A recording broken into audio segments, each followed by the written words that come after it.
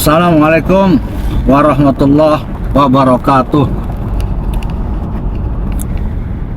Allahumma sholli ala sayyidina Muhammad wa ala ali sayyidina Muhammad. Wallahu a'lam bishawab. Para pemirsa, sedikit saya akan memberikan pendapat menurut pendapat saya ya. Mohon maaf kalau tidak berkenan, kalaupun salah mohon dimaafkan, mohon dimaklumi. Ini hanya sebuah pendapat, mudah-mudahan ini bermanfaat untuk semuanya. Dalam terjadinya persoalan nasab ini, menurut saya ini sebuah momen yang paling tepat bagi seluruh klan Ba'alwi ya, untuk introspeksi diri, muhasabah, agar kejadian ini dijadikan sebuah ibroh oleh semuanya, sehingga ke depan ini seluruh klan Ba'alwi bisa mengambil pelajaran, mengambil hikmah dari sebuah kejadian yang memang seharusnya seorang umat Islam harus melakukan seperti itu.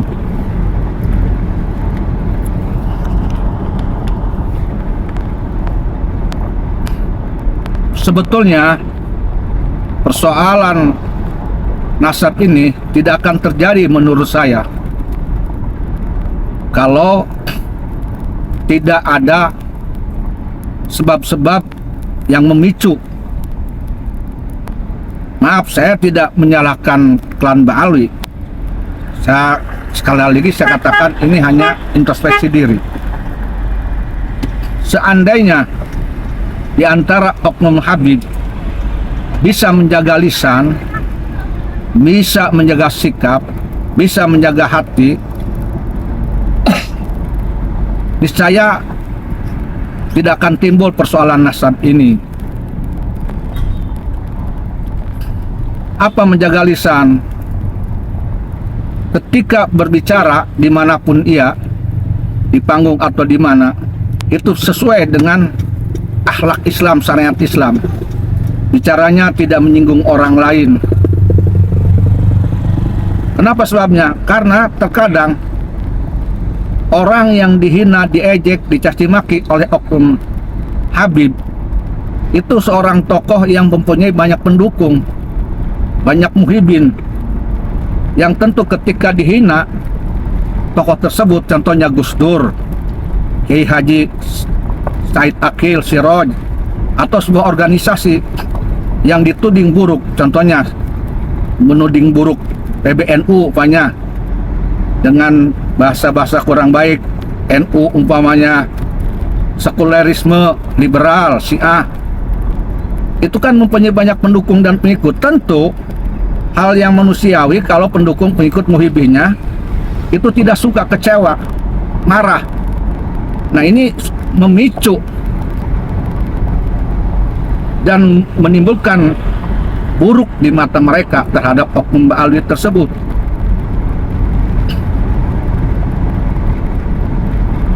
Andai kata itu bisa menjaga lisan, tidak menyinggung, menyakiti orang lain, tentu persoalan nasab tidak akan dihiraukan mungkin. Yang kedua, bisa menjaga sikap. Terkadang sikap oknum Ba'alwi itu ada yang arogan, otoriter, perbuatannya merugikan orang lain.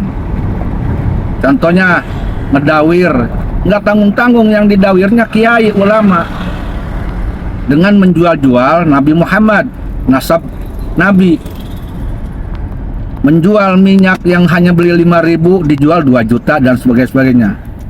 Belum lagi diduga ada oknum Ba'alwi yang bukan hanya mendawir uang, binatang, kambing, bahkan maaf, terkadang konon katanya, entah benar atau salah, ini istri kiai pun diminta juga Ini yang harus introspeksi diri.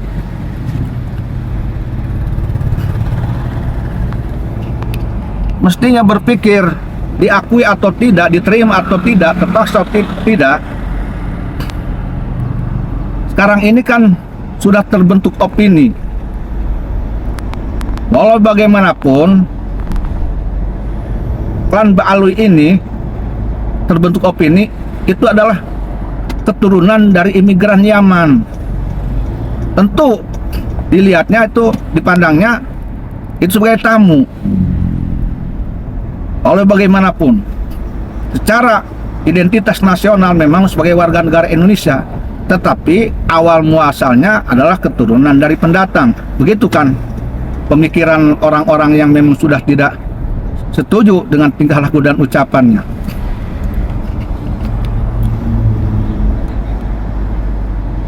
Biasanya adat budaya timur, adat budaya Bumi Putra Nusantara, tamu itu lebih hormat kepada tuan rumah. Sekalipun dia jenderal, sekalipun dia kiai, sekalipun dia tokoh masyarakat, dia harus tahu diri bahwa dia itu sebagai tamu. Jangan malah tamu pengen jadi raja, pengen menguasai.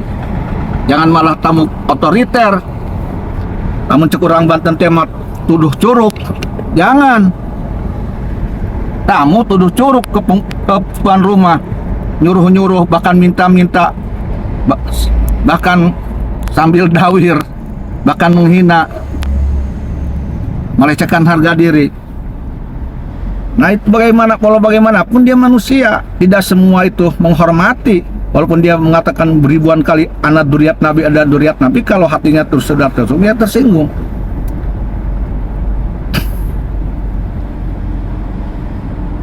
Dan ini menurut saya terjadi sikap buruk dan ucapan buruk tersebut, menurut penelitian saya selama ini, sebab asalnya adalah mereka di oknum-oknum kaum Ba'alwi itu karena ada ego, ada keyakinan,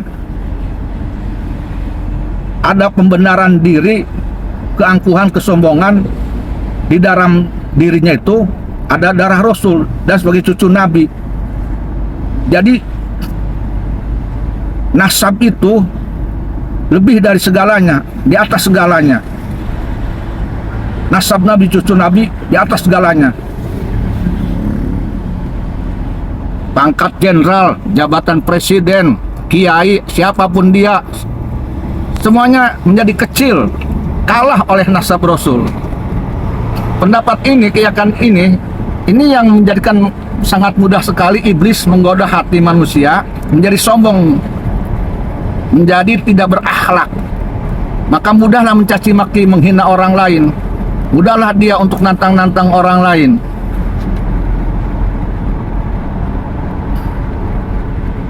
Entah, saya tidak tahu kenapa bisa timbul keyakinan seperti itu. Tapi saya menduga ini karena salah menafsirkan Al-Quran dan hadis, di mana dalam Al-Quran dan hadis ada tentang memuliakan ahli bait. Ahli bait disucikan. Kemudian mungkin pengertian ahli bait, dzurriyyat Nabi, itu ditafsirkan dirinya, merekalah Habib itulah sebagai dzurriyyat Nabi. Keyakinan itu yang diyakini mungkin oleh mereka. Ketika Al-Quran bicara ahli bait, dzurriyyat Nabi, Al-Hadis juga bicara ahli bait, dzurriyyat Nabi, maka konotasinya itu adalah dirinya, Habib. Ego itulah. Padahal kan belum tentu, tidak juga. Sebab semua orang tidak mungkin berpendapat seperti itu. Kiai-kiai, ulama-ulama juga banyak menafsirkan ahli bait, dzurriyyat Nabi itu ya bukan Habib. Ya, ahli bait, dzurriyyat Nabi yang masyhur diakui oleh siapapun, yang memang tidak boleh dihina, dicaci maki, buruk sangka pun tidak, yang memang sudah dimuliakan oleh Allah karena akhlaknya. Allah memuliakan dzurriyyat Nabi, ahli bait itu karena akhlaknya. Karena akhlaknya. Dan memang juga kalaupun ada ucapan Rasul untuk pesan tentang menjaga ahli baitnya, karena Rasul melihat akhlak ahli baitnya. Rasul melihat akhlak ahli baitnya karena baik, takwa. Maka wajar dipesankan oleh Rasul untuk dihargai, dimuliakan. Nggak mungkin Allah memuliakan ahli bait dan dzurriyyat Rasul, begitu dia Rasul memuliakan ahli bait dan dzurriyyat Rasul, jika ahli bait dan dzurriyyat Rasulnya itu buruk, zalim. Tidak mungkin Allah dan Rasulullah terjangiyah dengan apa yang dihukumkan terhadap umat Islam. Ini tidak dipahami, jadi terlalu kepedean. Menurut saya ini oknum Habib ini terlalu kepedean, seolah-olah karena ada firman Allah tentang ahli bait, ada hadis Rasul tentang ahli bait, jadi menganggapnya Allah dan Rasul itu melegalisir perbuatan dzurriyyat Nabi dan ahli bait yang manapun, yang buruk yang apapun, yang jelek yang apapun, yang bodoh yang apapun, itu wajib dimuliakan. Ini serampangan. Ditambah-tambah bicara ahli bait, ya bicara Habib menurut mereka, menurut Habib. Bicara dzurriyyat Rasul, ya bicara Habib menurut mereka. Bahkan tidak begitu. Ya. Saya tekankan sekali lagi, yang saya yakin, yang saya ketahui, Allah Ta'ala berfirman dalam Al-Quran tentang ahli bait, dzurriyyat Nabi, juga Rasulullah, dan termasuk para imam 4 menurut saya. Pengertian ahli bait dzurriyyat Nabi itu menurut saya ini, yang saya ketahui, insya Allah, maaf kalau salah, bukan Habib. Dzurriyyat Nabi itu yaitu Sayyidina Hasan Hussein, Siti Fatimah, Sayyidina Ali, itu, dan keturunan-keturunannya, anaknya Sayyidina Hasan, Sayyidina Hussein, yang dimana mereka semua takwa. Itu. Tetapi karena kepedean, oknum klan Ba'alwi menganggap ahli bait itu dia dirinya, makanya mereka terlalu angkuh. Kembali lagi kepada awal, karena ada ego dirinya sebagai dzurriyyat Nabi, meyakini kepedean, salah menafsirkan, salah memahami Al-Quran dan hadis tentang dzurriyyat Nabi ahli bait, kebablasan.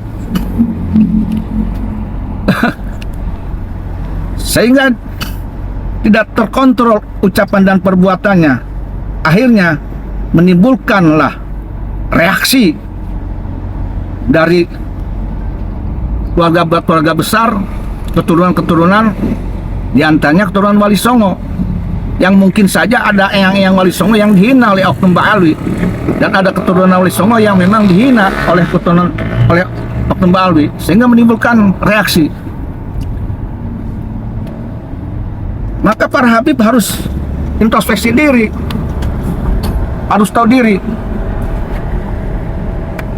Introspeksi yang kedua ini, pahami, Indonesia ini bukan Yaman. Bangsa Nusantara, pribumi Nusantara bukan Yaman. Asal muasalnya bukan dari Yaman, bukan. Harus diketahui secara sejarah. Jangan mengklaim bangsa pribumi bangsa Nusantara dari Yaman, penyebaran Islam dari Yaman. Ini kan penyimpangan sejarah menurut saya. Harusnya mereka para oknum Ba'alwi ketika akan mengklaim asal muasal pribumi Nusantara atau penyebaran Islam Nusantara dari Yaman, mestinya mereka koordinasi dengan sejarawan. Jangan langsung main klaim pede seolah-olah Indonesia ini berasal dari Yaman, pribumi Nusantara dari Yaman, penyebaran Islam dari Yaman. Salah sekali.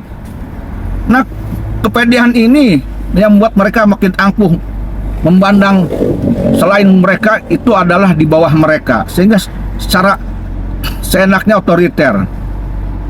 Terbentuklah semacam kasta. Padahal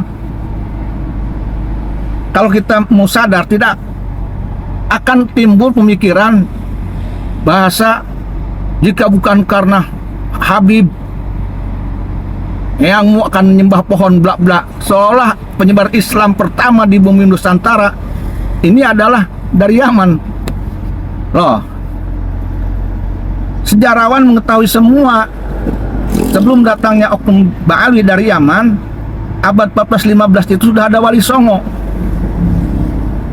Oknum Ba'alwi ini dari Yaman ini ada di abad 18, 300 tahun kurang lebih. Islam sudah berkembang, pribumi Nusantara sudah banyak yang jadi ulama, yang jadi wali, barulah datang klan Ba'alwi. Itu pun diduga oleh Belanda. Bagaimana mungkin mereka mengaku penyebaran Islam ini oleh klan Ba'alwi? Justru Ba'alwi datang ke Indonesia ini sudah enak, penyebaran Islam sudah kuat, akhlak sudah dilakukan oleh seluruh Nusantara. Buktinya ketika klan Ba'alwi datang ke Indonesia, pribumi Nusantara, orang Jawa, orang Sunda, orang Aceh, semuanya sudah berakhlakul karimah, sudah baik, menerima tamu dengan baik, diterima dengan baik, diberi tempat dan sebagainya. Kan itu sebuah ajaran Islam. Itu bukan karena dididik oleh Ba'alwi akhlak mereka. Dijual-jual Syekh Hasyim Asy'ari, Khalil Madura berakhlak baik. Ya, berakhlak baiknya bukan dididik oleh oknum Ba'alwi, tapi memang oleh keturunan Wali Songo, akhlak Wali Songo. Terbalik. Jadi terbalik sekali. Jadi justru penyebar Islam pertama ini ya Wali Songo dan keturunan Wali Songo. Justru habaib ini menurut saya yang mendapatkan berkah dari Wali Songo dan keturunan Wali Songo, diterima baik oleh keturunan Wali Songo. Ini jangan dibalikan fakta. Ini harus disadari, diakui oleh kaum Ba'alwi. Ya, ini harus dijadikan sebuah introspeksi diri. Nusantara ini dari zaman Tarumanegara, Sriwijaya, Majapahit sudah jadi sebuah kerajaan besar. Budayanya sudah maju. Ya. Kerajaan sudah berdiri. Kerajaan di Nusantara ini sudah sangat menguasai sektor pendidikan, agama, budaya, seninya dan sebagainya. Bahkan sudah menguasai daerah-daerah sampai ke Asia. Itu jauh-jauh sebelum Habib datang.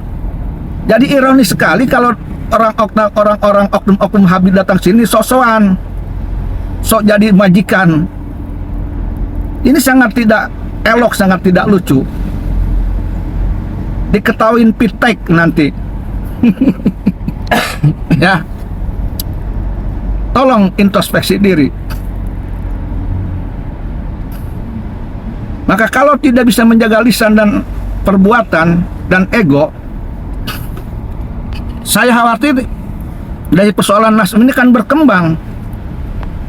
Kenapa sebabnya? Kalau saya lihat kultur dan karakter orang-orang pribumi Nusantara, ya,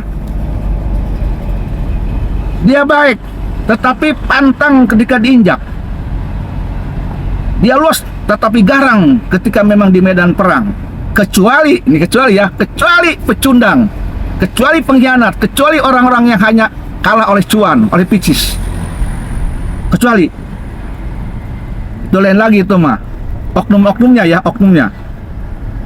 Tapi kalau karakter asli, ya seperti itu. Ini mohon maaf nih kepada oknum-oknum yang masih pecundang, penjilat, pengkhianat, yang kalah oleh rayuan-rayuan cuan dan picis, dirayu-rayu, digombal-gombali, mau dibikinkan pesantren tapi menyerang Duriah, Wali Songo dan sebagainya. Mohon maaf nih.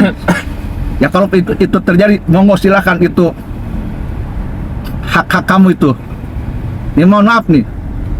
Ini saya sedang bicara global karakteristik, ya, psikologi pribumi Nusantara, ya, orang Nusantara itu semuanya berakhlakul karimah.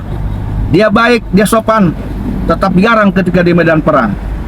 Dia hormat, tetapi menjadi penaluk ketika diinjak. Ini karakter pribumi Nusantara sampai keturunannya. Begitu juga karakter keturunan Wali Songo. Kecuali yang tadi saya katakan tuh disclaimer ya. Ini harus jadi peringatan kepada oknum Mbak Alwi. Ya. Jadi kalau tidak dirubah lisan dan perbuatan oleh mereka, saya khawatir akan terjadi perlawanan nanti. Gejala ini sudah tampak menurut saya. Ya. Yang kemudian harus saya jelaskan, masalah nasab ini ya, saya sudah mengambil keputusan, keyakinan. Ini keyakinan saya, keputusan saya. Silakan yang beda-beda. Terkait nasab oknum Mbak Alwi, terkait nasab Mbak Alwi bukan Alawiyin ya. Kalau Alawiyin itu menurut saya keturunan Sayyidina Ali, ya Duriyatun Nabi, ahli bait, Alawiyin itu. Tapi kalau saya bicara Mbak Alwi, keturunan Ubaidillah, Alwi bin Ubaidillah, terpisah itu menurut saya. Kalau menurut saya begitu ya, jadi saya bicara bahwa Mbak Alwi ini nasabnya jelas, ini sudah mengkoti menurut saya, sudah mengkoti ya. Silakan bagi yang berbeda pendapat, tapi saya punya data, saya punya referensi. Ini pendapat saya.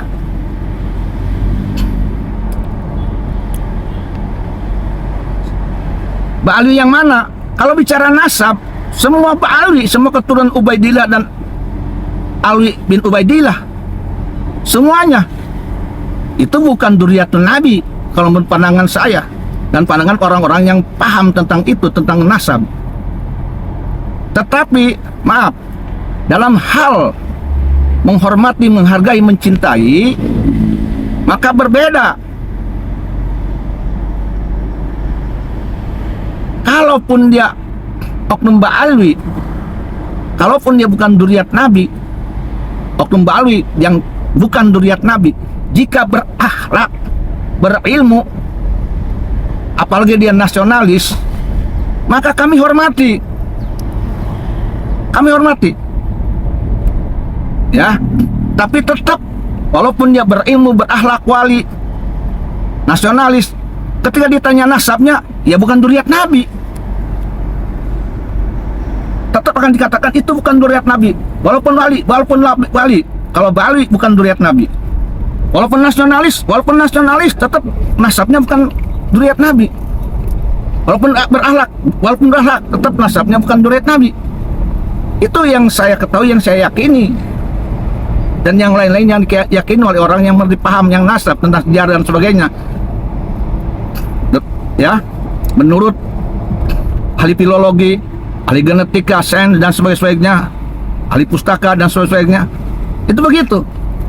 Dan ini objektif menurut saya, kecuali bagi mereka yang tidak ingin mendalami, yang dibawa oleh ego, mempertahankan kebenaran, ya, kepanatikan, mungkin berpandangan lain. Monggo silakan, saya tidak akan memaksakan. Jadi sikap kami terhadap oknum Mbak Alwi yang dianggap oleh kami bukan Duriyat Nabi, terhadap oknum Mbak Alwi yang bukan Duriyat Nabi, jika berakhlakul karimah, ulama, dia sopan, baik, dia menghormati pribumi Nusantara, siapapun dia, apalagi dia wali, apalagi dia nasionalis, saya hormat, kami hormat, ya. Sebaliknya, sekalipun upanya dia, maaf, dia nasionalis, seorang nasionalis, bukan provokator, pemersatu NKRI, betul, saya akui itunya. Dari sisi itu, saya akan hormati sisi itu. Tetapi nasabnya kalau dia membalik, ya bukan Duriyat Nabi. Apalagi kalau dia mempunyai sebuah perbuatan yang melanggar. Sekalipun dia seorang kiai, tokoh, nasionalis, umpamanya ya, tetapi kalau dia memang melakukan kesalahan dan terbukti bersalah, ya ada bersalah, dia tidak bebas untuk disalahkan hanya karena dia nasionalis, hanya karena dia tokoh, ya. tetap salah ya salah, benar. Tidak boleh di situ ada diskriminasi. Oh ini jangan disalahkan. Ini Habib, ini tokoh nasionalis. Walaupun salah jangan disalahkan, jangan disenggol lah. Emang Indonesia punya dia. Lalu bagaimana tatanan hukum agama dan negara, bahwa terhadap yang salah, terhadap yang batil ya batil, ada sanksi, ada hukum. Jangan hanya karena dia tokoh dikiaikan, diulamakan, dihabibkan, nasionalis, kemudian ketika salah pun dianggap tidak ada. Nah ini menurut saya, maaf, saya curiga paham yang begitu ini paham Wahabi ini. Udah salah tidak ngaku salah, yang salah tidak dibenarkan. Kalau menurut saya ini paham Wahabi ini. Ya, paham Wahabi kalau menurut saya ini. Minimal Mu'tazilah atau Khawarij ini. Kalau paham Islam, paham Pancasila, Bhinneka Tunggal Ika, yang salah ya salah, paham nasionalis, yang salah ya salah, yang dolim ya dolim, yang batil ya batil. Itu pahamnya nasionalis, pahamnya Pancasila, Undang-Undang Dasar 45, Bhinneka Tunggal Ika, pahamnya Islam. Mau kiai, mau Habib, mau Gus, mau orang mana, mau keturunan Wali Songo, salah, dolim. Jangan ngotot. Kalau dia ada ngaku nasionalis, ya, tetapi ketika salah dibenarkan, dibela-bela, dia menurut saya bukan nasionalis dia. Jangan-jangan dia Wahabi yang akan memecah belah umat dan merusak tatanan hukum negara Indonesia. Barangkali dia Wahabi. Karena nasionalis, Pancasilais pasti menjunjung tinggi hukum di Indonesia. Yang salah siapapun dia. Di mata hukum Indonesia, di supremasi hukum Indonesia, semua warga negara sama di mata hukum. Yang salah siapapun dia. Di mata hukum Islam pun sama. Yang dolim, yang salah disalahkan. Anak Nabi sekalipun, kalau bersalah dihukum oleh Nabi. Jadi kalau ada oknum yang membela gurunya, seolah gurunya tidak ada salah sama sekali, dan kesalahan gurunya ditutup dibela hanya karena dibingkai oleh karena nasionalis dan tokoh, apalagi karena Habib. Maaf, jangan oknum itu adalah Wahabi aslinya. Jangan dia merusak tatanan hukum negara Indonesia, Pancasila, Bhinneka Tunggal Ika. Jangan dia merusak tatanan hukum syariat Islam. Hati-hati. Jadi kita harus curiga kalau ada orang yang bela-bela yang salah dibenar-benarkan, yang benar disalah-salahkan, tapi mengaku di NKRI pemersatu bangsa. Awas, hati-hati. Jangan. Ayo melek ya. Mudah-mudahan ini bisa bermanfaat kepada siapapun, dan mudah-mudahan ini klan Ba'alwi kembali berintrospeksi diri. Termasuk saya pun harus berintrospeksi diri, muhasabah, karena tentu di diri saya ini banyak kesalahan, banyak kebodohan, banyak kekurangan, banyak kedoliman.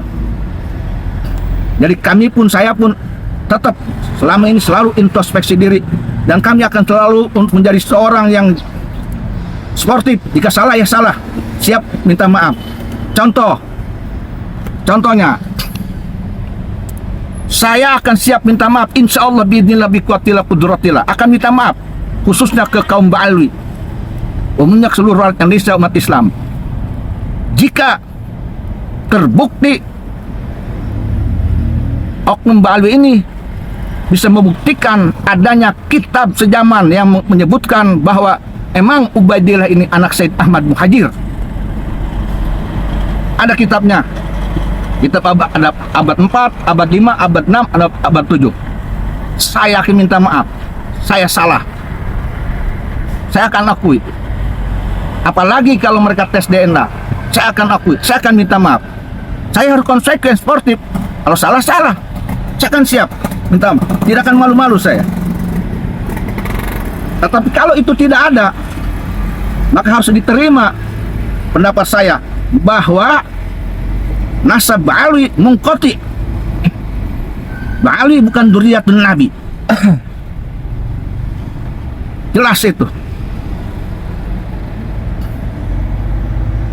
Demikian nih para hadir, mohon maaf nih, Kali lagi saya bilang, jika ada yang beda pendapat dengan saya, silahkan.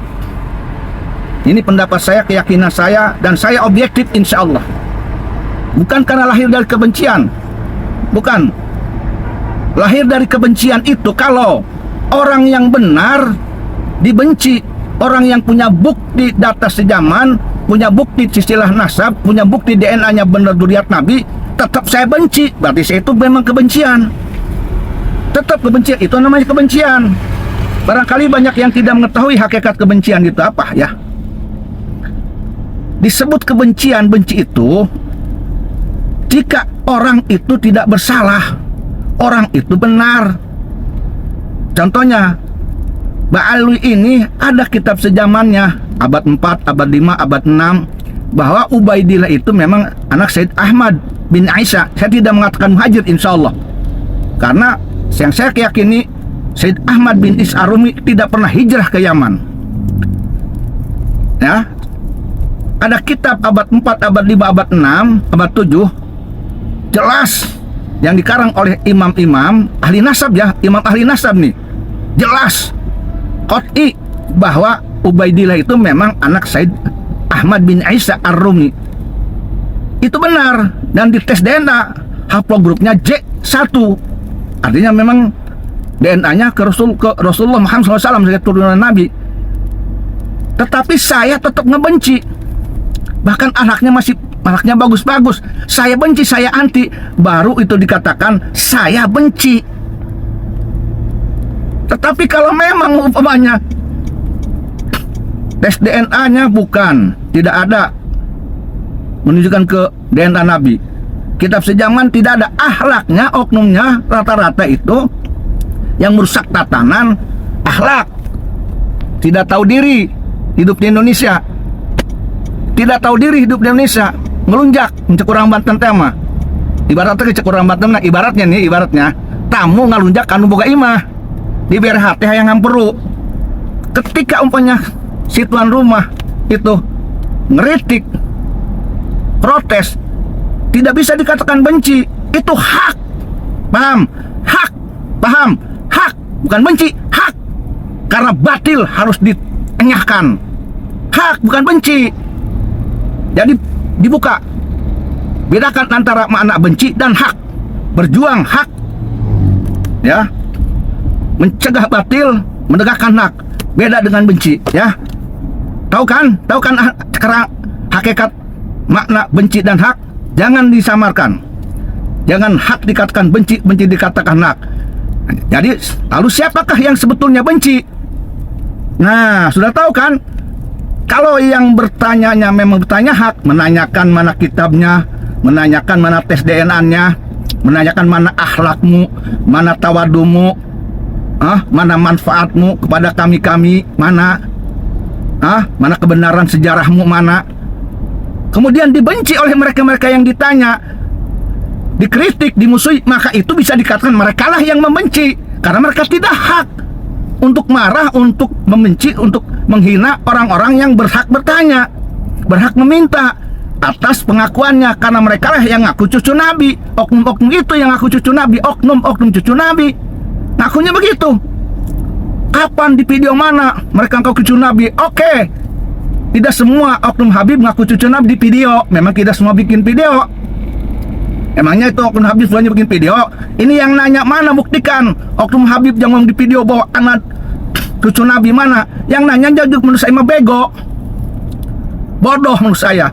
Ya nggak mungkin lah semua Habib itu bicara di YouTube anak cucu Nabi. Pengakuan mereka sebagai cucu Nabi bukan hanya di YouTube. Lihat tuh di nasabnya, di Robito. Di Robito itu hampir semua yang tercatat di Robito itu ngaku cucu Nabi. Dan itu tertulis, bukan ngaku lagi. Ini yang nanya, ada yang nanya, buktikan mana dari Habib yang ngaku dirinya cucu Nabi di video. Nanyanya begitu, nanyanya ke orang yang aduh ngebodohi orang aja. Nanyanya ke yang pinter, itu pertanyaan bodoh, nanyanya ke orang yang aduh ampun. Ya, betul saya bilang sekali lagi, betul. Tidak semua oknum Habib ngaku di video saya ini cucu Nabi, betul. Tapi lihat di Robito Alawiyah, tercatat berapa ribu di situ bahwa mereka bukan hanya mengaku tetapi sudah mengklaim melegalisir stempel bahwa mereka cucu Nabi. Dan setiap terhadap orang yang ngaku cucu Nabi, maka hak semua umat Islam sedunia untuk mengkonfirmasi ya, untuk menanyakan pembuktiannya sebagai cucu Nabi sedunia, bukan hanya di Indonesia. Maka semua yang ada di Indonesia, siapapun dia, baik keturunan Wali Songo tidak, yang menanyakan validitas bahwa Habib ini turunan Nabi ke siapapun dia yang itu hak mereka, jangan dilarang. Jangan dilarang, hak mereka karena mereka ngaku. Loh, ini disalahkan, ngarang aja. Ini nggak tahu tatanan hukum, tatanan diplomasi, tatanan makna, tidak mengerti. Harus belajar lagi itu saya nih.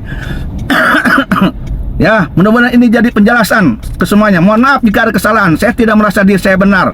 Barangkali pendapat saya ini salah karena kebodohan saya dan sebagainya. Ya, mohon maaf. Kebenaran hanya milik Allah Subhanahu wa Ta'ala. Tetap saya harus mengakui benar itu benar, salah itu salah. Benar harus dibela, salah jangan dibela. Hanya orang-orang yang dungu, hanya orang-orang yang putus keimanan dan putus akal warasnya yang ngebela yang batil dan yang salah. Nauzubillahi min dalik. Wallahu muwaffiqil aqwamit thoriq. Billahi taufiq wal hidayah wal afu minkum. Wassalamualaikum warahmatullahi wabarakatuh.